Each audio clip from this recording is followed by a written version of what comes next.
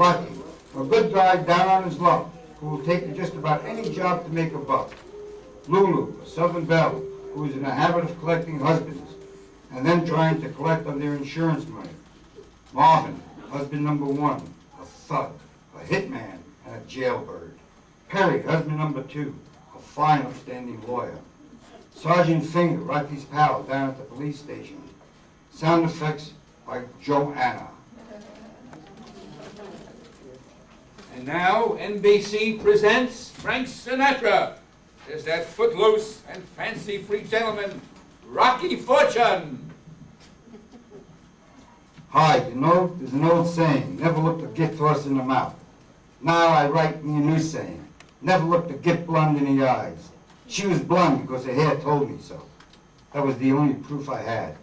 She didn't walk, she insinuated. She was from New Orleans, and her name was Lou. And believe me, brother, Lou was no lady. When I saw her, I said to myself, I dig this babe. She almost dug me too, right into the grave. Now don't tell me an interested man like you spends much time in the unemployment line. So I won't tell you. You call the shots, baby. I'm awfully easy to get along with. You know, I nearly believe that. I'd hate to see a capable-looking man like you stand in a place like this. I know what you mean, honey. The name's Rocky Fortune. It's not only a name, it's a description. As fortunes go, I got the rockiest. Last week was pretty bad in the money book, so this week finds me in line. I bet you're not too easy to keep in line. You keep up that southern syrup, and I'm liable to wind up making like a pancake. Buy you a cup of coffee? Make mine straight, Carl. You got all the sugar I need.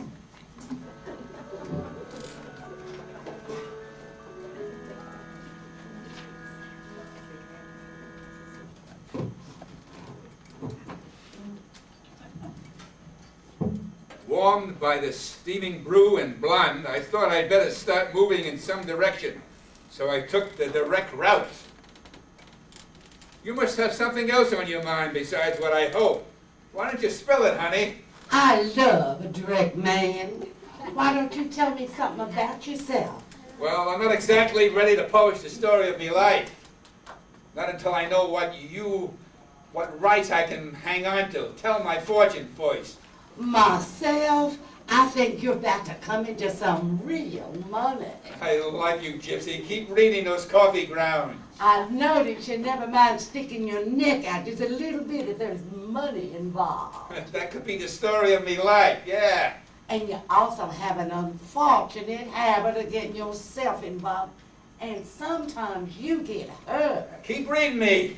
Yeah, well, I got me a little plan where you get just a little bit involved, where you can't possibly get hurt, and where you make yourself some $5,000. Honey, my ears ain't wagging because of the money. I'm just fanning my face to keep a cool expression. Give! All you have to do is just one teeny-weeny little old thing for little old me. Well, I'll make book I won't like it, but tell me anyway. But honey, you will like the 5,000. It's such nice money. And just what does little old me have to do for little old you to make that little $5 grand? Kill my little old husband.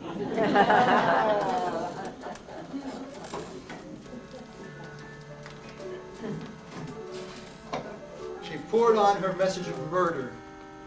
So you see, honey lamb, it really is most embarrassing for me to be in this predicament.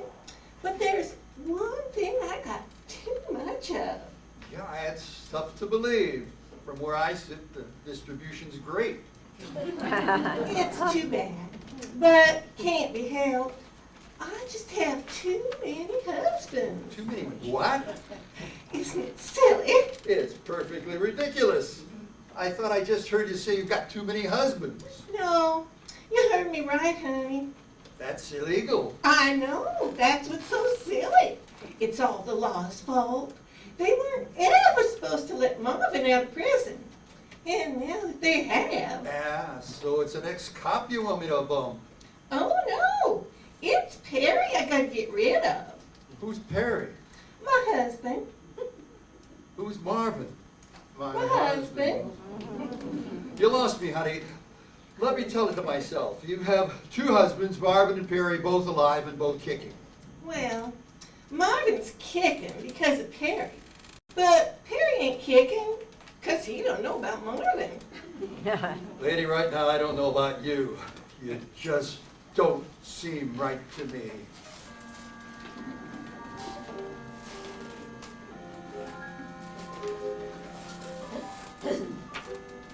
It was getting on towards evening when I made like a homing pigeon.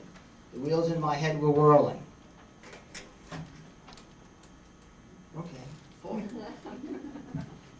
The wheels in my head were whirling. My first thought was to invest in a call to the Gestapo headquarters to ask my pal Sergeant Finger to run a make on the blonde. I tossed out that bright idea. If that dizzy dame was pulling my socks, Finger would never get off my back about it. I toyed with the idea of going to the husband and informing him of the facts of life. Southern Friday gave me a real fancy engraved card with his address, so I knew where to find him. But that notion hit the trash too. If she's kidding, I'm a real patsy.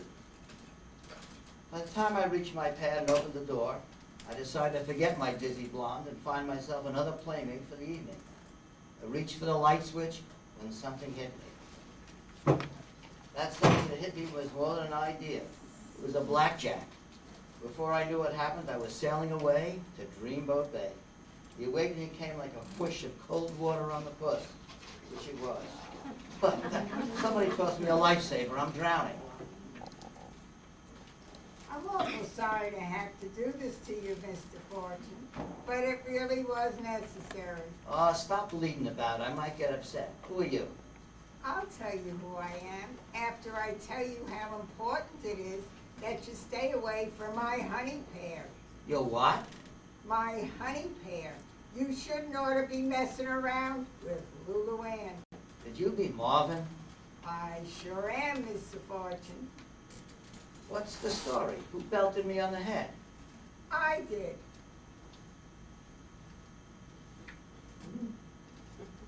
Careful now, Mr. Fortune. This here gun is sure enough loaded with real bullets. It would hurt me to have to kill you. So let's talk.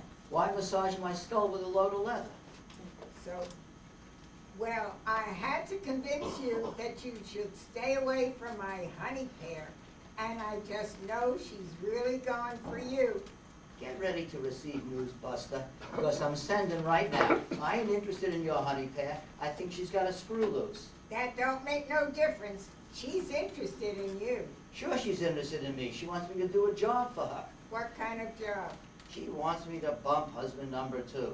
She offered me $5,000 to bump Perry. $5,000 to bump Perry?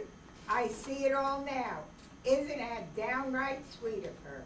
If you see anything, turn on some lights for me. It's awfully dark where I'm sitting. Why don't you see? She knows I'd be perfectly willing to bump Perry if she asked me to. She just don't want me to get into trouble. That really touches me.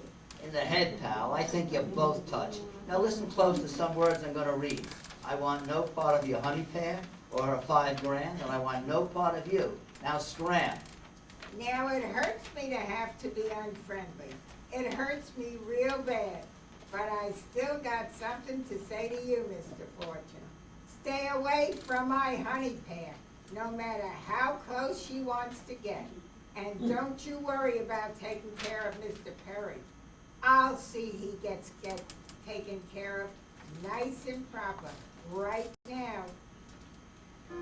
First thought was to tip off Sergeant Finger and give him the rundown on the screw-loose con and the too-much-married blonde. Second thought was that by the time I convinced him this comedy of murder was for real, little old Marvin would have drilled a little old hole right through little old Perry's head.